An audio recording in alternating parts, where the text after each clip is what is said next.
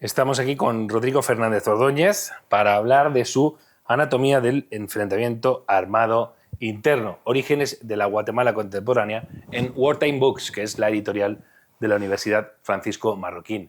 Don Rodrigo, ¿cómo quiere que le llame? Rodrigo, por favor, Mario. Rodrigo, bienvenido. Gracias. Bueno, pues vamos a empezar a hablar de esta obra monumental que has publicado este mismo año. Y la primera pregunta a lo mejor te va a chocar, porque en Guatemala estáis muy habituados a esa expresión, pero fuera choca mucho. ¿Qué es esto de anatomía del enfrentamiento armado interno? La gente, cuando sucede conflictos de este tipo, hablan de una guerra civil, ¿no? Pero yo tengo detectado que en Guatemala no habláis de guerra civil y que habláis mucho del enfrentamiento armado interno, incluso del conflicto armado interno. ¿Por qué? ¿Por qué no habláis de guerra civil? Bueno, Mario, en realidad es para buscar una exactitud histórica de lo que realmente sucedió. No fue guerra civil porque, digamos, los contendientes eran demasiado asimétricos. El Estado de Guatemala nunca estuvo realmente, digamos, amenazado en su poder para ser desplazado por los movimientos revolucionarios. Nunca hubo tampoco una participación masiva del lado de la guerrilla, digamos, como para decir que hubo una implicación popular. Exacto, una implicación popular. Eso no se logró, precisamente. Esa es una de las conclusiones del libro, que no se logró nunca una insurrección popular. Y, digamos, el ejército logró siempre mantener el monopolio de la violencia. Entonces, por eso es que usamos enfrentamiento o conflicto, porque no fue, en realidad, no creemos que llena las características de una guerra civil. Don Rodrigo, bueno, vamos a hacerle la primera. Usted no es historiador. Bueno, sí es historiador porque al final se está dedicando a historiar de una manera profesional, es profesor de historia, pero no fue lo que estudió. ¿De dónde le surgió la vocación por la historia y por historiar en la historia de su país? Sí, bueno, yo soy abogado de formación, tengo una maestría en Relaciones Internacionales, pero el interés por la historia me viene desde muy pequeño. De hecho, en mi familia, tanto mi padre como un tío materno leían mucho. Mi tío materno era historiador, era genealogista, hacía estudios de heráldica. Entonces, digamos, siempre estaba cerca el tema. Y yo, mi primer trabajo, luego de graduarme del colegio, antes de entrar a la universidad, trabajé en un proyecto de investigación histórica en la Procuraduría General de la Nación, que es como el abogado del Estado.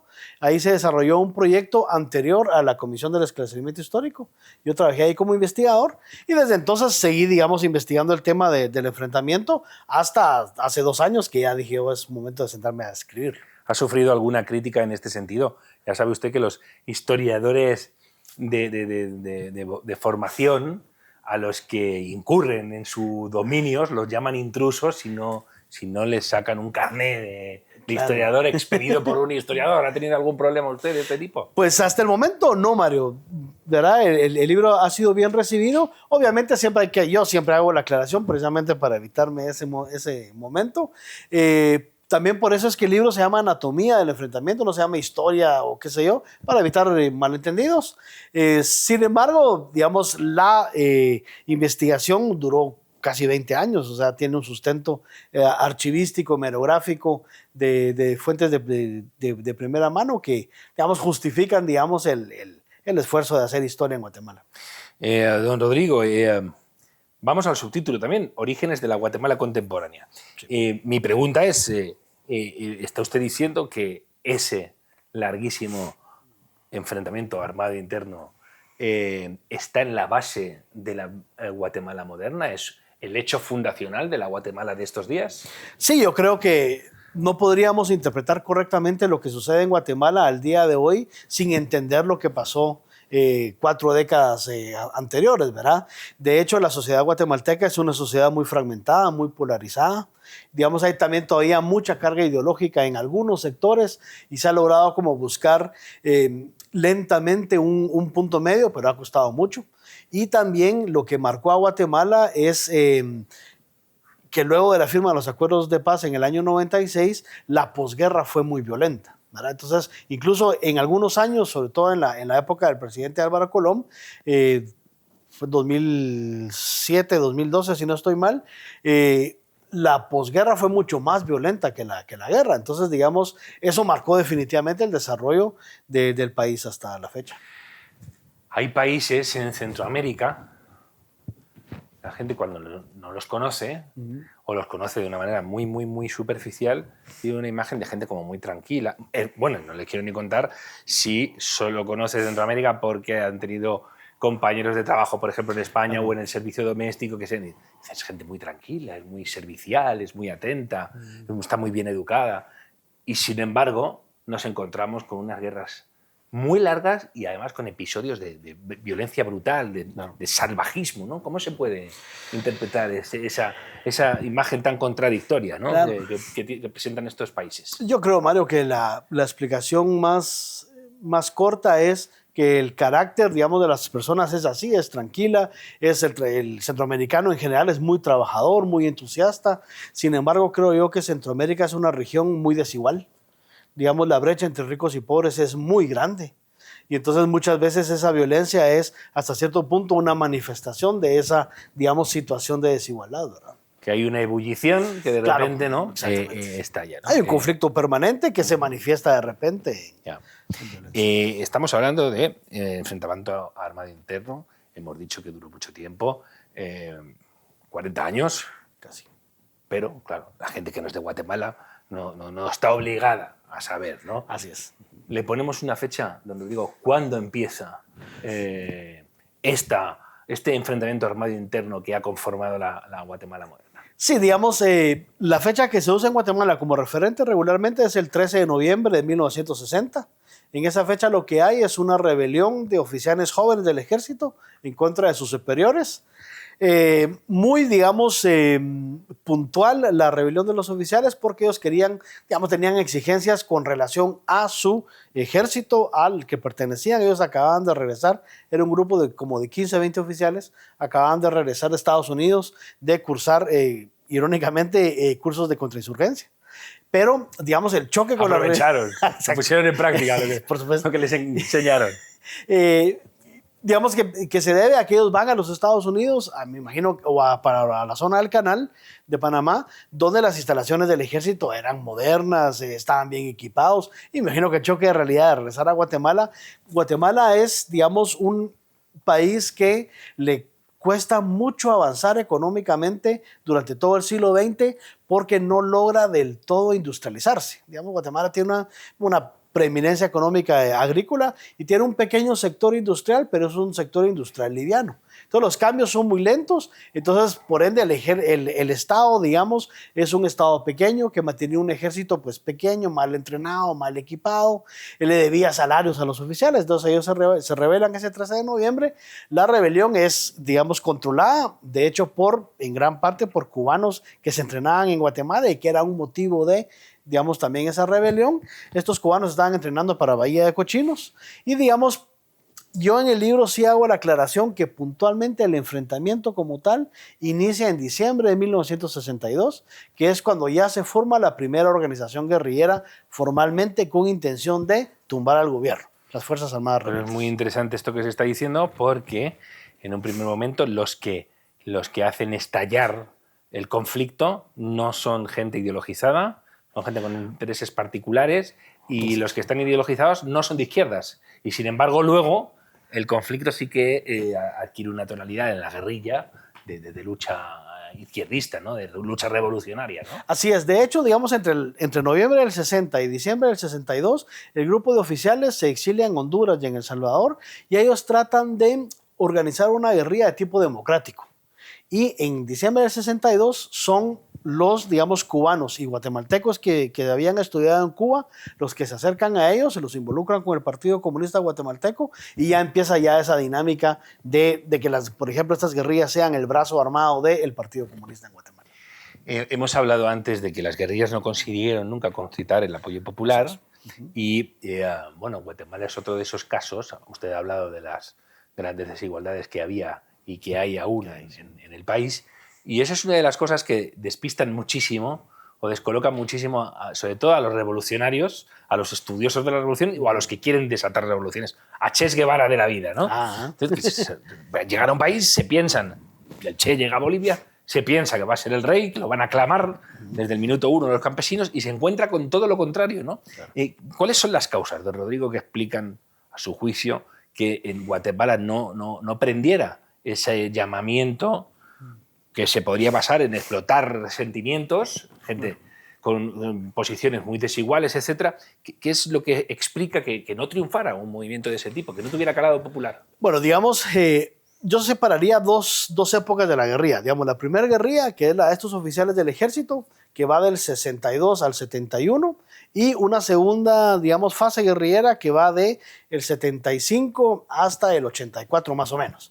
En la primera, digamos, fase de la guerrilla no logra el apoyo popular porque se establecen en una zona, que es el oriente del país, donde hay, digamos, o había mucha población campesina ladina, pero propietaria de la tierra. Entonces, cuando llegan los guerrilleros a hablar de revolución, de reforma agraria, de cambios revolucionarios, obviamente hay una reacción conservadora. Y lo mismo sucede en la segunda fase. Lo que pasa es que también hay que tomar en cuenta que en Guatemala estas dos fases guerrilleras están condicionados. La primera por el triunfo de la Revolución Cubana, ese entusiasmo revolucionario, ¿verdad? Que tú decías, de que se van a todos emocionar y todos quieren al Che Guevara. Y la segunda por la Revolución Nicaragüense. Entonces, digamos, hay como un entusiasmo revolucionario que no es recibido con ese mismo entusiasmo desde la población. En la segunda fase, la guerrilla ya se establece en el occidente del país, que es mayoritariamente indígena, mayoritariamente campesino, pero donde la sociedad es muy conservadora. Entonces, cuando los guerrilleros llegan a tratar de romper, de hecho, también parte del tejido social, digamos, involucrando a los jóvenes en la guerrilla, los digamos, mayores son muy católicos, la mayoría son de sociedades muy tradicionales, que estos cambios les asustan. Y entonces no hay tampoco ese apoyo masivo de la población para la guerrilla. Y de hecho, esta contradicción es lo que marca por qué en Guatemala durante los años 81, 82, 83 hay tanta violencia en el campo. Porque los dos contendientes, la guerrilla y el ejército, tratan de forzar a la población indígena a que tome un bando. Y entonces al final, tras 3 años de mucha violencia, 642 masacres documentadas, lo que hace la población civil es, de una forma muy, digamos, lógica, es abrazar al que lo puede proteger, que es el ejército de Guatemala, ¿verdad? Qué interesante esto que se está comentando, ¿no? Como en algunos momentos las comunidades indígenas, que están muy bien organizadas, con estructuras que a veces las miramos desde fuera y decimos, esto no saben qué hacen, voy a venir yo, voy a explicarles, y de repente llegas allí y dices, no, espérate que tienen su sociedad perfectamente organizada y estructurada, pero sin embargo, pues eso, se encuentran con un conflicto externo a ellos, ¿no? Y con dos actores que presionan muy fuerte, ¿no? Para que se involucren, y ellos ven que no tienen manera de no involucrarse. Que si no se involucran, los van a involucrar, ¿no? Claro, exacto, de cualquiera de los dos lados. Pero fíjate, Mario, que es interesante porque en el año 77 hubo un intento, hay un grupo guerrillero, el Ejército Guatemalteco de los Pobres, que operaba en la parte noroccidental del país, que trata de presionar políticamente a los indígenas para que se sumen al movimiento. Y los hacen firmar un documento que se llamaba la Declaración de Iximché. Y ahí hay uno de los grupos indígenas que se llamaba el Grupo Tojil, que era del norte del país, casi, digamos, de una población mayoritaria quechí, que ellos se niegan a firmar el documento y la respuesta que les dan es: la guerra es un asunto de ladinos y que los ladinos se maten entre ladinos y no nos metan a los indígenas en la guerra. Entonces sí había, digamos, también un entendimiento de lo que podía pasar si el indígena se involucraba en esa... Ladinos, vamos a explicar... son los mestizos, digamos, eso, ¿verdad? Son los criollos también. Los criollos, es decir, exacto, sí. Lo que los indios consideran los que no son indios así es, en el país, por decirlo así. Sí. Don Rodrigo, muy interesante. Guatemala salta a la prensa internacional en los años 80 y salta precisamente por el conflicto. Así es. Pero a la vez que Nicaragua y que El Salvador, etcétera, ¿no? Son países muy pequeños, arrasados por conflictos y que además a veces parecen superados por los acontecimientos y son peones de juegos internacionales. Totalmente. En plena época, en plena Guerra Fría, ¿no? ¿Cómo afectó las dinámicas de la Guerra Fría cuando empiezan a cobrar mucha fuerza en Centroamérica al conflicto armado interno guatemalteco. ¿Supuso una nueva fase? ¿Supuso un recrudecimiento de la violencia? Sí, digamos, Guatemala o los hechos que pasan en Guatemala están directamente condicionados al escenario internacional. Te decía, en la primera fase guerrillera va a ser clave para entender lo que pasa en Guatemala el triunfo de la Revolución Cubana. Luego, en los años 70, con las crisis económicas que hay en Guatemala hay también un gran terremoto en el 4 de febrero del 76 que destruye todo el altiplano central. Viene una segunda, digamos, reconstrucción de los movimientos guerrilleros condicionados con el alzamiento sandinista contra Somoza, el golpe de Estado en El Salvador también del 79 y el triunfo de la revolución sandinista en Nicaragua. A esto hay que sumar otros elementos. Por ejemplo, México siempre juega un papel entre protegiendo y apoyando a la guerrilla de una forma muy, digamos, discreta. Está también, por ejemplo, Estados Unidos, que Estados Unidos todos tendemos a creer de que Guatemala estaba casada con los Estados Unidos. Guatemala desde 1954, que es cuando ocurre el derrocamiento del presidente Arbenz, Guatemala tiene con Estados Unidos una relación muy dispar, de mucha desconfianza. Tanto que en Guatemala en el año 77, Jimmy Carter hace un estudio del estado de los derechos humanos en América Latina y cuando sale el informe, Guatemala, antes de conocer el contenido del informe, rompe relaciones con Estados Unidos, les cancela el programa de ayuda militar y les dice que Guatemala ya no necesita la ayuda de los Estados Unidos. 3 meses después, Estados Unidos le impone el bloqueo a Guatemala, ya digamos innecesario porque ya Guatemala había renunciado al MAP, que era un programa de ayuda militar que venía desde 1954. Y Guatemala lo que hace es que sale, digamos, al mundo a buscar nuevos aliados. Entonces, Israel, por ejemplo, Suiza, Corea, Bélgica, Austria incluso, son, digamos, nuevos elementos que hay que sumar en Guatemala, porque en Guatemala, digamos, no hubo un proveedor único de armas, y esto fue lo que Guatemala entendió de Nicaragua, porque en Nicaragua, en julio del 79, cuando cae Somoza, no lo hace porque el ejército o el grupo sandinista haya derrotado a la Guardia Nacional, sino porque la Guardia Nacional se queda sin munición. Y el fusil reglamentario de Nicaragua era el M16 Colt norteamericano. Entonces los guatemaltecos dicen, eso no nos puede pasar. Entonces se compra fusil Galil, que el fusil Galil tenía dos características importantes. La primera es que puede usar munición de Kalashnikov, indistintamente con la del Galil. Y segunda es que el fusil es pequeño, porque los guatemaltecos somos pequeños. Se lucha en selva o en montaña y el Galil, la culata es plegable. Porque Guatemala originalmente había comprado fusiles FAL belgas y eran unos fusiles más altos que los soldados, entonces no servían. Entonces Guatemala fue, digamos, acondicionándose al escenario internacional para articularse. Y lo que es interesante es que Estados Unidos sale de la relación con Guatemala, pero la asume Argentina. Argentina es el gran articulador de ayuda militar de países terceros hacia Guatemala, hacia Honduras y hacia El Salvador. Entonces, digamos, ahí hay también, digamos, otros componentes que en el libro trato de abordar con la mayor claridad posible, porque es muy complejo, digamos, y con mucha documentación. También, sí, claro. Una de las ideas que va a chocar a mucha gente es que este libro que tiene 600 páginas, usted ha dicho alguna vez, ¿no? No tiene idea central, ¿no? Quiere decir que usted no viene a explicarle a la gente lo que pasó, sino precisamente a descomponer o analizar el cadáver, por decirlo así. Exacto, que estamos hablando de anatomía, pero no es una autopsia tampoco, es una anatomía, efectivamente, el cuerpo guatemalteco. Pero hemos citado antes el golpe contra Arbenz, y ahí fue precisamente, yo creo que una de las primeras veces que Guatemala concita la atención internacional, de nuevo por un episodio violento. Pero eso es lo que le convirtió en un país paradigmático de lo que se entendía por República Bananera, que era Estados Unidos hace lo que quiere aquí y una empresa se enfada con el gobernante de turno, llama a Estados Unidos. Este es el mensaje que ha calado siempre. Le tengo que hacer 2 preguntas a este respecto. ¿Cuánto hay de cierto en esta historia que se ha contado siempre sobre la caída de Arbenz? Y 2, si en Guatemala se tenía asumido que desde fuera la imagen que se tenía era esa. Es decir, si fue una especie de humillación nacional que Guatemala fuera identificada como el paradigma de la República Bananera. Bueno, mira, Mario, ahí yo creo que, digamos, de las repúblicas bananeras, creo que toda Centroamérica y el Caribe siempre ha asumido, digamos, que hacer el patio trasero de los Estados Unidos es inevitable la injerencia del gigante, digamos, en los asuntos internos.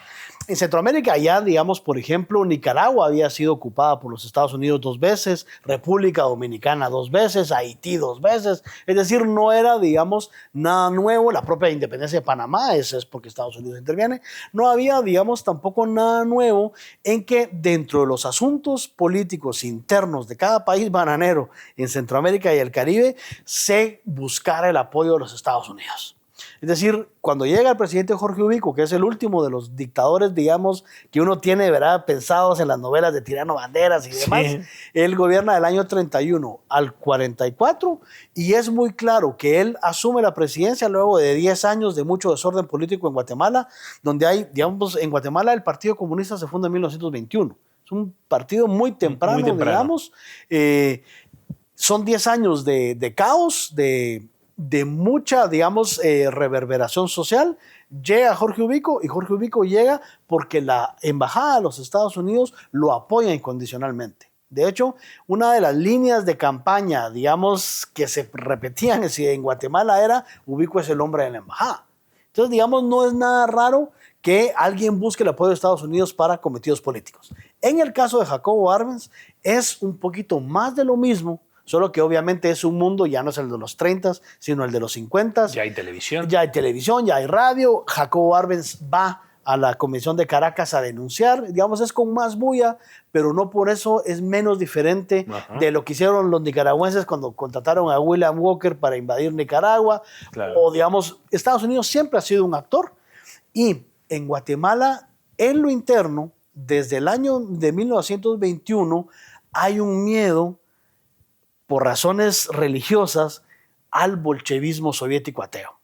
Todos tiemblan de pensar que puede haber una revolución bolchevique en un país tan, ¿verdad?, tan atrasado como Guatemala en ese momento, porque hay un grupo muy bien organizado de obreros, pequeños obreros independientes que fundan este partido y que van generando una dinámica que durante todos los años 20 vas a ver que hay huelgas, hay paros, hay manifestaciones. Entonces, digamos, había mucha efervescencia, digamos, y por eso es que hay mucho miedo del comunismo. Ubico, de hecho, basa su dictadura en que él va a controlar a los comunistas.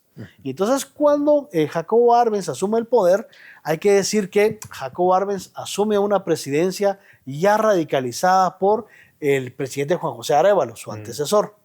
Y Juan José Arévalo él escribe sus memorias, se llama Despacho Presidencial su libro, y él cuenta que en el año 46, pasando al 47 de su presidencia, él comenta en el libro, que él siente que a la revolución guatemalteca que había derrocado a la dictadura le hace falta definirse ideológicamente.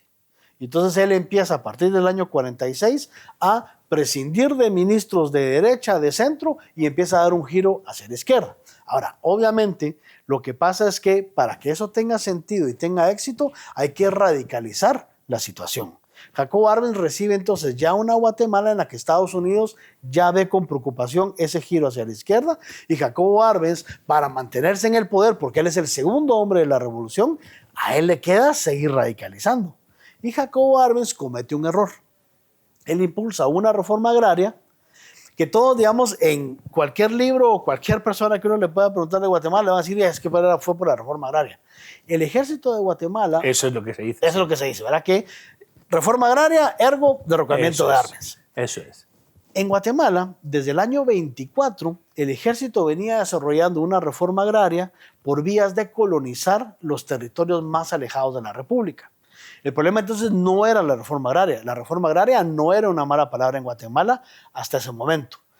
El gran problema es que Jacobo Arbenz empieza a promover una reforma agraria que se le sale de las manos. Y basada en expropiaciones a actores muy marcados, ¿no? Muy señalados. Exacto. Por ejemplo, Guatemala había intervenido los bienes de los alemanes, había expropiado las fincas de los alemanes, que era Alemania hasta 1941. Alemania era el principal socio comercial de Guatemala. Qué curioso eso, ¿verdad? El 52% del comercio exterior de Guatemala se hacía con Alemania, no con los Estados Unidos. Estados Unidos, porque Guatemala exportaba café a Alemania y exportaba banano a los Estados Unidos. Pero banano venía de Guatemala, de Honduras, de Costa Rica, Sí. de un montón de países. Guatemala era exclusivo, digamos, casi exclusivo exportador de café hacia Alemania. Le expropian las propiedades a los alemanes, hay un gran proceso de hambruna en Guatemala en esa época y se crea el Departamento de Fincas Nacionales. Entonces la pregunta era por qué en la reforma agraria no se buscó repartir esas fincas, que era buena tierra, que era finca productiva, que demostraba que podían sostener, digamos, un comercio internacional, y lo que hace Jacobo Arbenz es que empieza a atacar, digamos, las tierras de la UFCO y tierras de grandes propietarios guatemaltecos de la tierra, que digamos, en un principio uno diría, bueno, lo que quiere es combatir el latifundio. La UFCO es la famosa United La Fruit. United Fruit Company, exacto. Y entonces lo que hace Jacobo Arbenz es que él trata de atacar directamente al latifundio, que tiene sentido si tú tienes poder político. Jacobo Arbenz no lo tiene. Y en la medida en que empieza a empujar esa reforma agraria, otro gran problema que tiene Jacobo Arbenz es que él llega al poder con una coalición de partidos de izquierda. Pero en la medida en que Jacobo empieza a forzar la reforma agraria, se le van saliendo uno a uno los partidos de la coalición. El Partido de la Revolución Guatemalteca, el Partido de Acción Revolucionaria, es decir, todos los partidos que lo habían apoyado originalmente, lo van dejando y se queda con una única base de apoyo, que es el Partido Comunista. Entonces, a los ojos de todos, Jacobo lo que está promoviendo es un, digamos, punto de quiebre que sea insalvable para que los comunistas asuman el poder. Porque el gran problema de la reforma agraria es que lo vincula a un departamento agrario nacional que es burocrático, que es muy lento, y la gente empieza a invadir fincas, a matar administradores, propietarios de fincas en el interior del país para apropiarse de la tierra y reclamarla como baldía. Ese es el punto de quiebre en que entonces un grupo de oficiales del Ejército de Guatemala se rebelan en contra del gobierno y, digamos, fracasa la rebelión y pues van a buscar el apoyo de los Estados Unidos y Estados Unidos, pues, encantado de la vida, los financia, ¿verdad? Hemos estado hablando de Estados Unidos, de su gran influencia en la vida política de Guatemala. ¿Y la Unión Soviética tuvo influencia? La Unión Soviética tuvo una influencia, digamos, marginal en el año 54. O a través digamos, de Cuba, ¿no? Sí, es a través de Cuba, exacto. Digamos, en los años anteriores, digamos, ubicándonos ahorita, por ejemplo, en la época de Jacobo Arbenz, Guatemala nombra embajador en la Unión Soviética. Luis Carlos de Aragón se va de embajador a la Unión Soviética y no le hacen caso, no le paran bola a ninguno. Y entonces, de hecho, en los años 40 o 30 había el Partido Comunista de la Unión Soviética, por vía de la Intercom, el comunismo internacional, había mandado a un grupo de comunistas a hacer una como evaluación del Partido Comunista Guatemalteco. La recomendación es, miren, Guatemala es demasiado pequeña, El Salvador es demasiado pequeño y cada uno tenía un partido comunista. Decía, funden un partido comunista centroamericano, exacto, con capítulos en cada región. Y en el informe que se llevan de regreso, y esto lo cita un historiador estadounidense, Greg Grandin, tiene una investigación que se llama Panzosi, la última masacre comunista, que es una masacre que hubo en los años 70, pero hace todo un recuento de la historia del Partido Comunista Guatemalteco, y él cuenta que cuando llegan los soviéticos a la Unión Soviética, dicen, el Partido Comunista de Guatemala son un montón de comunistas en la luna. O sea, muy, digamos, formados arcaicamente, no saben los rudimentos de la teoría política. Entonces, básicamente, la Unión Soviética aparece ya con la Revolución Cubana, pero de una forma muy marginal, ¿verdad? Le mandaba dinero al PGT, pero era marginal. Don Rodrigo, vamos a hablar de también, hemos recorrido ya bastante del libro, pero vamos a volver atrás. Sí, sí, sí. Porque en la nota liminar viene una frase de Rodolfo Walsh que dice, hay que ir a los hechos nunca te defraudan.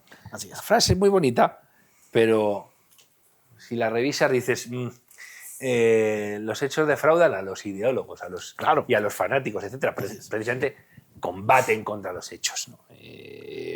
Por eso tanto interés en manipular, en distorsionar la historia, etc., ¿no? Así es. Rodolfo Walsh militó en una organización terrorista que son las más dadas a manipular la historia, ¿no? Exacto. etc. ¿Cómo ha abordado usted este fenómeno en Guatemala, teniendo en cuenta que otro vector de influencia internacional de Guatemala ha sido Rigoberta Menchú? Rigoberta Menchú, que fue galardonada con el Nobel de la Paz en el 92, con el Príncipe de Asturias en el 99, con 1000 premios. Ella escribió una autobiografía que se llamaba Mi nombre es Rigoberta Menchú. Me llamo Rigoberta Menchú y así me nació la conciencia, junto con Elizabeth Burgos. Y de repente llegaron los historiadores y dijeron, esta mujer está mintiendo. Y no solo estaba mintiendo, sino que, bueno, hay que decir, no solo no le pasó nada, sino que en 2014 Odebrecht le dio un premio Odebrecht. Qué generosa es esta empresa, madre mía. Pero quiere decir, ¿qué sucede, no?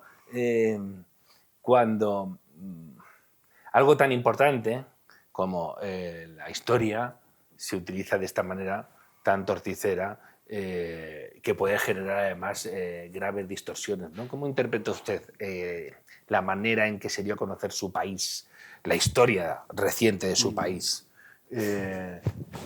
por vía del relato de Rigoberta Menchú, que se ha demostrado que contenía mentiras flagrantes, porque además eran muy importantes? Claro. Hubo un momento en que cuando le pillan dicen, no, es que no hablaba de mí, hablaba de... Yo encarnaba al indio tradicional. Claro. Y yo sí sabía leer, pero ellos no, y yo sí tenía que comer, pero ellos no, etc., ¿no? ¿Cómo valoró usted esa manera? Bueno, fíjate, Mario, que el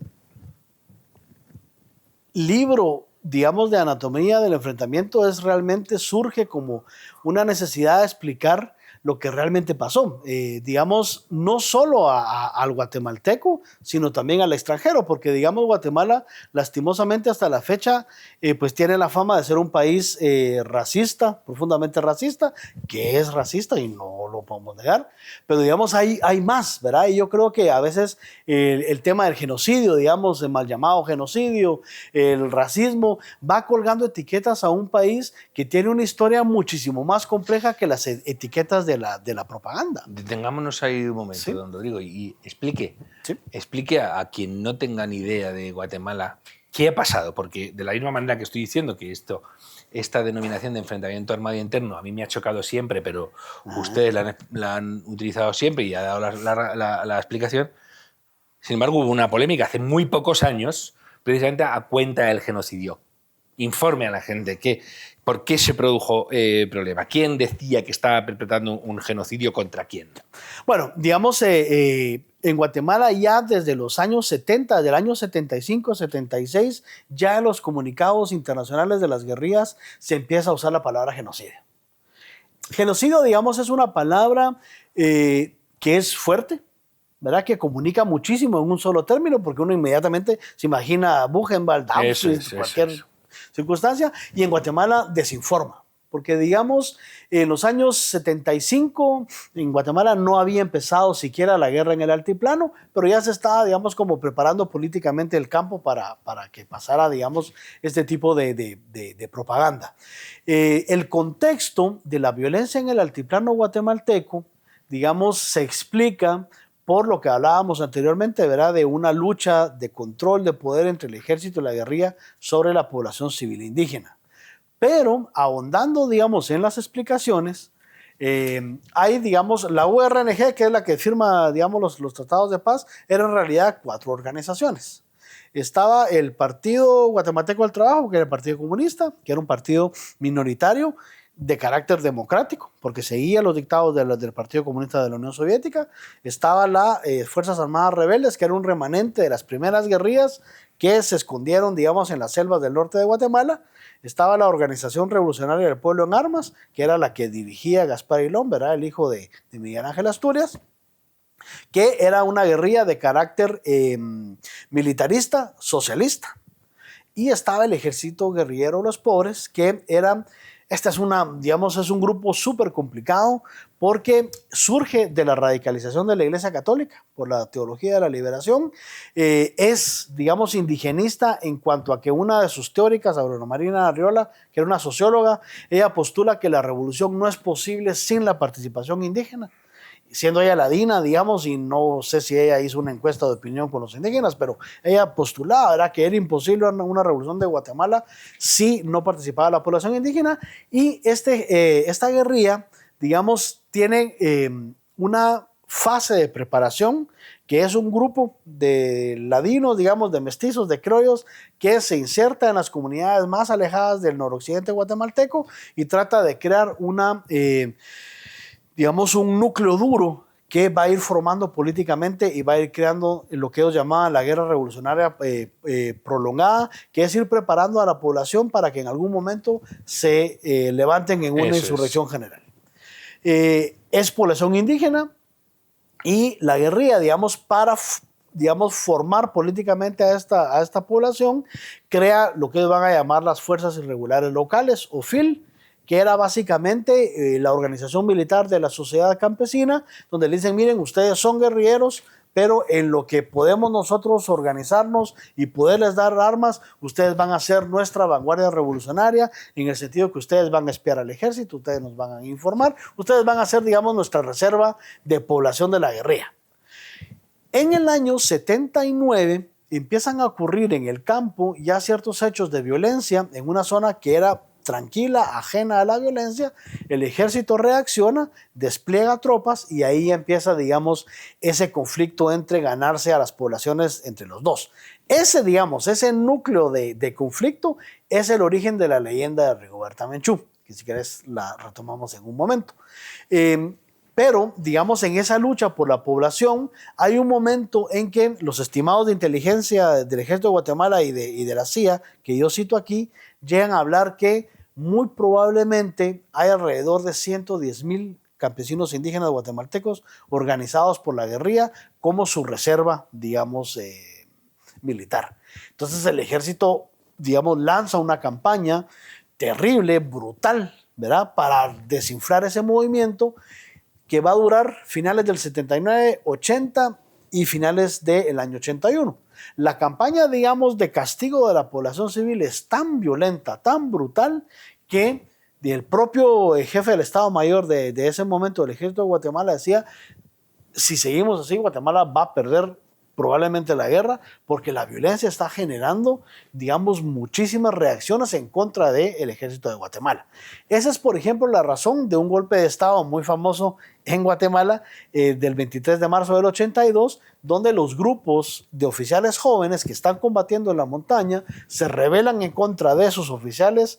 El Ejército de Guatemala tiene muchos quiebres, digamos, generacionales, se rebelan en contra de los oficiales superiores que planean la guerra en escritorios, porque ellos están viendo que esta campaña de castigo lo que está empujando es a la población a los brazos de la guerrilla. Entonces, digamos, el golpe del 23 de marzo del 82 viene un poquito a cambiar, digamos, ese estado de la guerra y va, digamos, a liberarle la presión a la población indígena, y la población indígena, irónicamente, pasa de formar las FIL, que era la reserva de la guerrilla, a formar las PAC, aquí todos son siglas, las patrullas de autodefensa civil, que las organiza el ejército bajo un punto. Sigue usando la estructura de las FIL, ahora en las PAC, y lo que les dice es, señores, ustedes patrullen sus pueblos, patrullen su infraestructura, ustedes espíen para nosotros y nosotros vamos a irnos a meternos a la montaña para combatir a la guerrilla. Hay un programa que se llama Fusiles y Frijoles, donde el ejército les dice, nosotros les vamos a dar armas, les vamos a dar comida y ustedes trabajan para nosotros y nosotros podemos olvidarnos de mantener la seguridad de las aldeas y nos vamos a ir a la montaña a luchar. Ahí ya cambia la marea de la guerra y ya para 1984-85 ya la guerrilla está totalmente derrotada. A finales del año 85 hay unas declaraciones del ministro de la Defensa del momento que él dice, la guerrilla, señores, en Guatemala ya no es una amenaza, sino ahora es simplemente una molestia. Ese ya es, digamos, como la liquidación total de la guerrilla. Bueno, en el campo guatemalteco, Rigoberta Menchú digamos, aparece luego de esta campaña de masacres, ella aparece en París. Exacto. Y ahí conoce a Elizabeth Burgos y también conoce a el ideólogo, digamos, de la guerrilla, Arturo Taracena Arreola, que es un historiador, un brillante historiador, que todavía vive, ahora trabaja en México. Conocen a Rigoberta y se les ocurre que ellos pueden hacer, digamos, la misma operación de propaganda ideológica que había hecho Roque Dalton cuando él le hace una entrevista a Miguel Mármol y publica precisamente la vida de Miguel Mármol en clave de crónica política para justificar, digamos, la lucha de los pueblos. Entonces dicen, bueno, Rigoberta puede ser el equivalente de Miguel Mármol. Para reactivar el... Exactamente, y para contar toda una narrativa en la cual funcione, digamos, que sigue siendo una narrativa aceptada en Guatemala, que de repente un día un general se levantó y dijo, estoy aburrido, podríamos ir a masacrar indígenas, y empieza la guerra. El libro lo que trata de explicar, y por eso es una línea de tiempo cronológica, tratando de explicar, digamos, cómo fue el ciclo de violencia creciendo. Entonces llega Rigoberta, llega a París, les llega a contar su historia a Elizabeth Burgos y a Arturo Taracena Arreola y publican este libro. Luego aparece un sociólogo estadounidense, ¿verdad? David Stoll. Él se había leído el libro, viaja a Quiché a verificar y se da cuenta que todo es un tipo de leyenda exagerada en la cual Rigoberta, digamos, porque digamos Rigoberta también comete errores de bulto que yo me imagino que fue lo que le llamó la atención, digamos, a David Stoll. Por ejemplo, ella dice que ella en las aldeas, ella nace en la aldea de Chimel, ahí en el centro de Quiché, y ella dice que ellos se dedicaban a el cultivo del trigo. Cuando el trigo no es un cultivo endémico de Guatemala, ni mucho menos en el área donde ellos estaban, donde solo se produce maíz. Entonces lo que denota es que ella tampoco es una persona que tenga tanto muy familiarizada con la tarea del campo. Y esto se debe a que el papá de Rigoberta era un hombre, no vamos a decir educado, pero sabía leer y escribir. Y de hecho, él había hecho, no era un hombre rico, pero no era tampoco un hombre pobre. Él había hecho dinero porque él, como sabía leer y escribir y al parecer hablaba español, él le cobraba a la población circundante por hacer los trámites de legalización de tierra que llevaba el Instituto Nacional de Transformación Agraria, que como es Guatemala, en Guatemala pues se hablaba español, nadie se preocupaba por aprender idiomas indígenas y los trámites eran en español. Entonces él era ese canal, digamos, de comunicación. Entonces, digamos, ahí es donde él le va encontrando que hay problemas en la historia, exacto, ¿verdad? Y entonces ella no es esa niña indefensa, y entonces es donde ella sale diciendo que no, porque es que la cosmología maya y que yo lo que soy es la incorporación de todo mi pueblo. Bueno, pero eso no lo aclara en ningún momento. Y entonces empiezan a surgir dudas que de hecho, al final, digamos, ya de los tiempos, han roto la relación entre Rigoberta y Elizabeth Burgos. Hace unos meses o unos años se publicaron las memorias de la hija de Regis Debray con Elizabeth Burgos, hija de revolucionarios, y ella cuenta que ahora hay una disputa por los derechos intelectuales entre el libro, porque al final lo que dice Elizabeth es, bueno, yo soy dueña de la novela. Entonces dice Rivera, no, pero es mi vida, no, pero tú dijiste que no era tu vida. Entonces, digamos, llegan a esos absurdos porque en realidad ese libro no era en realidad una biografía al uso, sino era propaganda. Era la nueva entrega, la nueva versión del mito del buen salvaje. Claro. De gente pura y noble que es exterminada por el avaricioso hombre blanco occidental, etc. Y luego, digamos, hay otros que Mario Roberto Morales, un militante de la guerrilla, pero de la ORPA, él siempre acusó, digamos, a Rigoberta y a su papá de haber militado en el ejército guerrillero de los pobres, pero nunca haberle dicho a sus compañeros campesinos de que ellos obedecían a organizaciones políticas y militares. Entonces, digamos, Domingo Menchú, él era militante del Comité de Unidad Campesina, que era el brazo de masas indígena del EGP, y la propia Rigoberta milita en el EGP. Entonces son cosas que si lo hubieran dicho desde el principio, ya uno lee el libro con un granito de sal. Pero si te dicen, este es mi testimonio, esta es mi vida, y luego... Yo no sabía nada de español, tuve que aprender poco menos que ayer. Luego hay Es muy curioso, ¿no? Porque con Rigoberta Menchú ha pasado lo que con otras figuras de la izquierda, ¿no? Que son popularísimas fuera de su país. Claro. Y luego en su país, y Rigoberta Menchú se intentó presentarse, vamos, fue candidata Sí, fue candidata, sí. a las presidenciales de Guatemala, no la votaba nadie. No, logró casi el 3% de intención Casi, de voto. casi. 2.7. creo. Entonces pido perdón porque le votó el 2, no, efectivamente, pero quiere decir que este tipo de contrastes, que son los que no toleran, los que te quieren enseñar una realidad, cuando la realidad no es como ellos dicen, Así es. la retiran o se remiten al mito. En estas páginas, en el inicio, incluso también se menciona el caso argentino, que también ha traído tantísima tela, ¿no? Ha hecho correr tantísimos ríos de tinta, ¿no? Y cómo se ha prostituido de la peor manera, además, el relato de tiempos especialmente difíciles y trágicos Claro. de ese país, con un afán especialmente vil y repugnante, que es el de volver a generar discordia, poner a la defensiva a medio país, someter a ese país por la intimidación y sacándole la historia así, etc., ¿no? Y en Argentina ha habido, por ejemplo, polémicas siempre con las cifras de desaparecidos. Hay un momento en que, citando sus propios informes de estudios, le dice a alguien, oiga, son infinitamente menos de lo que dicen, y sacan el odio a pasear. No sé si tiene usted miedo a que le suceda algo parecido, porque aquí usted también entra en la guerra de cifras y dice, se habla de 120.000 muertos en un primer momento, Sí. también se cuentan por miles los desaparecidos, y luego aquí hace usted unos cálculos, no son suyos, sino que hace un recuento de la bibliografía y de los informes que se han publicado y dicen, bueno,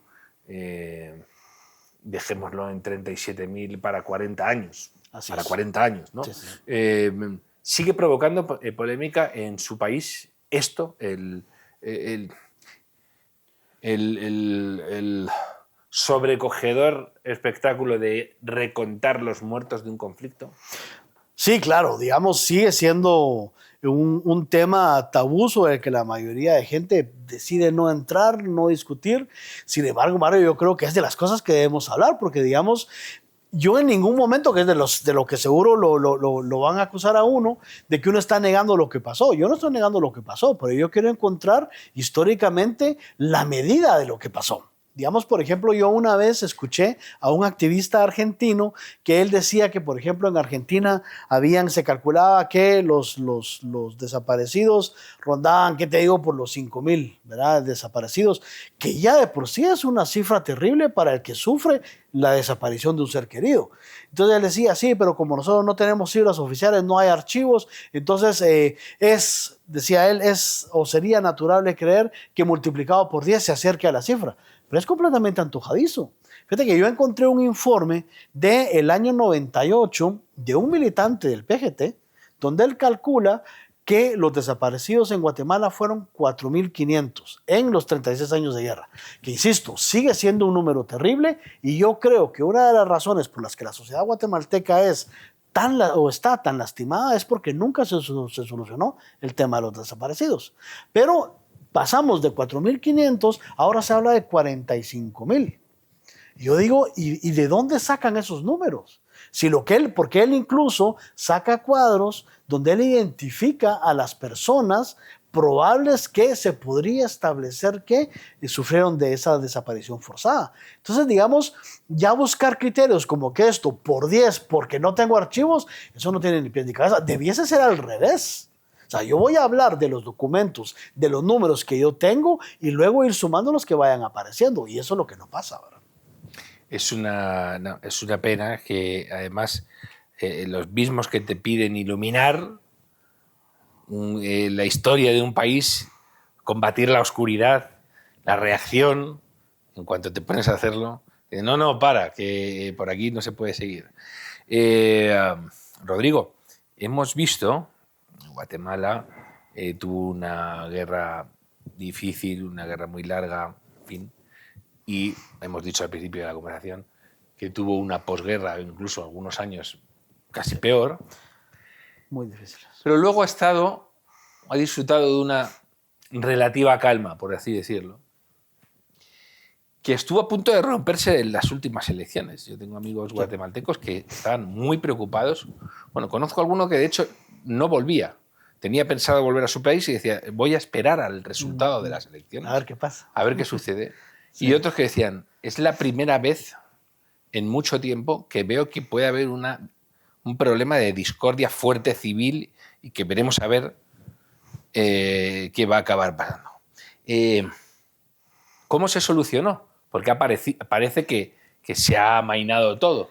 Y quiero preguntar también si en esos últimos años el factor de agitación, el factor de intervención ya no era tanto Estados Unidos, ni por supuesto la Unión Soviética extinta, ni siquiera Cuba, sino Venezuela. Venezuela ha habido momentos que ha vuelto a entrar en Centroamérica muy fuerte, y la Nicaragua, que ha vuelto a caer bajo el yugo de Ortega, ¿no? Ya digo, don Ricardo, ¿qué ha pasado? ¿Cómo se ha conseguido amainar las aguas? Y si hay una amenaza de desestabilización externa ahora mismo en Guatemala.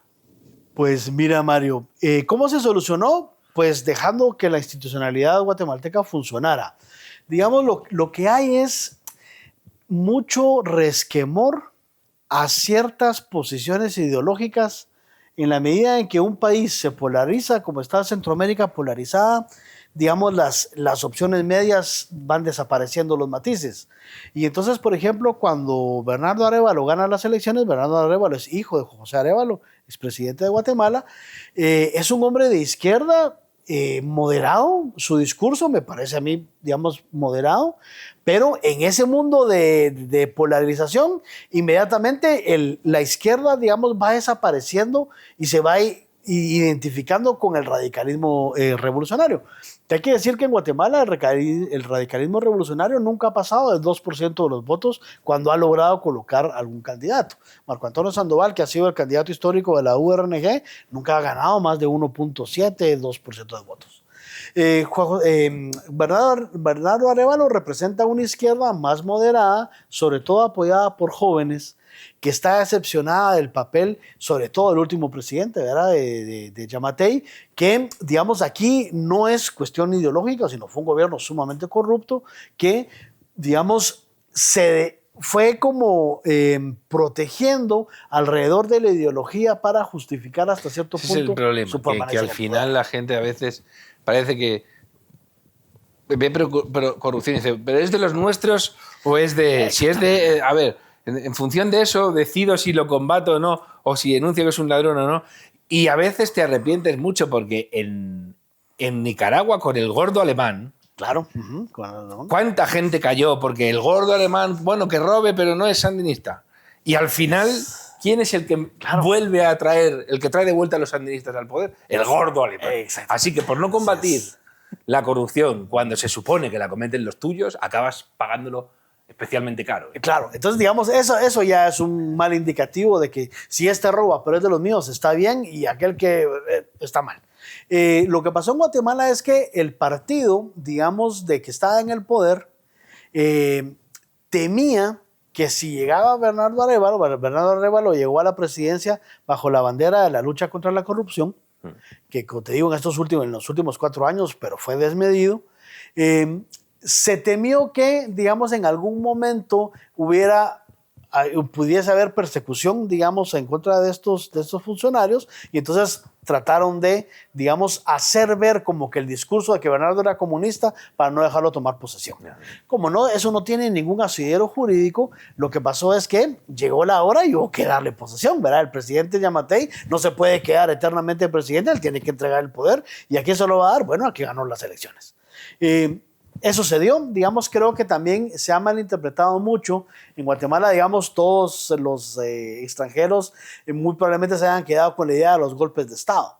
Pero sin embargo, la transición para la democracia en Guatemala en el 85 dio producto a una constitución que lo que ha demostrado es que tiene los mecanismos suficientes para que en momento de crisis solucionar digamos, una salida que amenaza con ser un rompimiento, encuentra luego una salida constitucional. El serranazo, ¿verdad? El autogolpe de Serrano Elías en el año 93 se solucionó por los mecanismos constitucionales.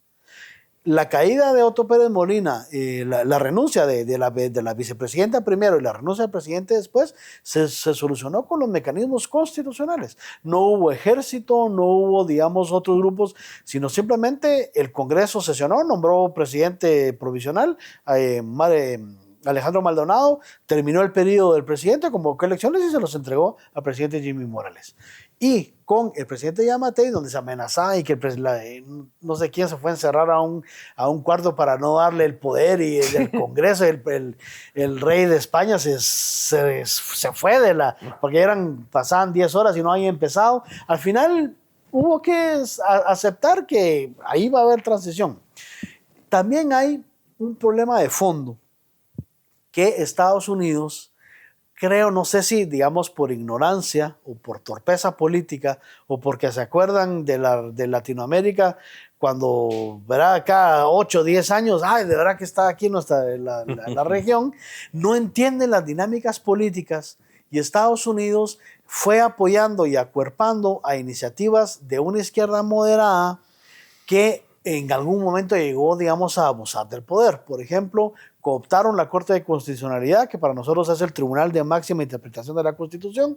Había una presidenta de la Corte que era sumamente militante, ¿verdad? Que iba generando ya doctrina legal de una militancia de izquierda radical muy clara.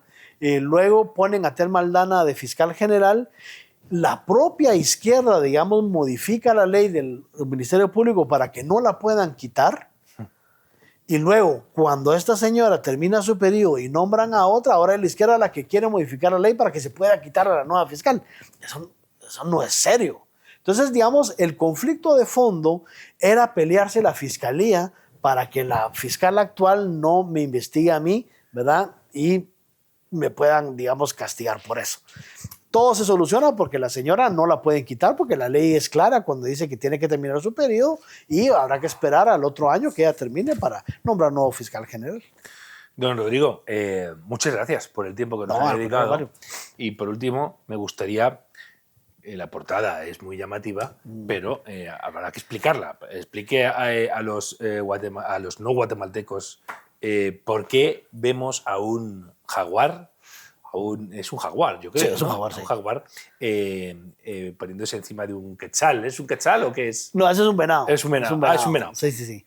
Bueno, mira, esa es una pintura de uno de los artistas modernos de Guatemala, ya fallecido, que a mí me parecen más interesantes, que es Guillermo Grajeda Mena.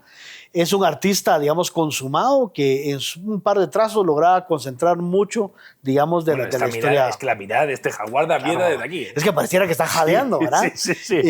Nosotros, digamos, cuando diseñamos la portada en la editorial, no queríamos, digamos, poner una foto de un guerrillero, de un soldado, para que no transmitiera que había una búsqueda de posición.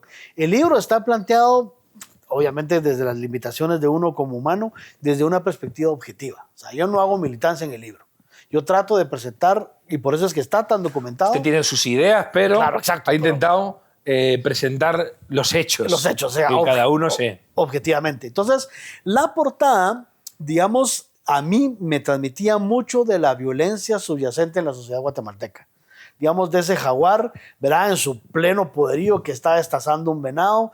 Sentíamos que transmitía, digamos, la violencia, pero la violencia como un fenómeno en sí, ¿verdad? No de quién la provoca.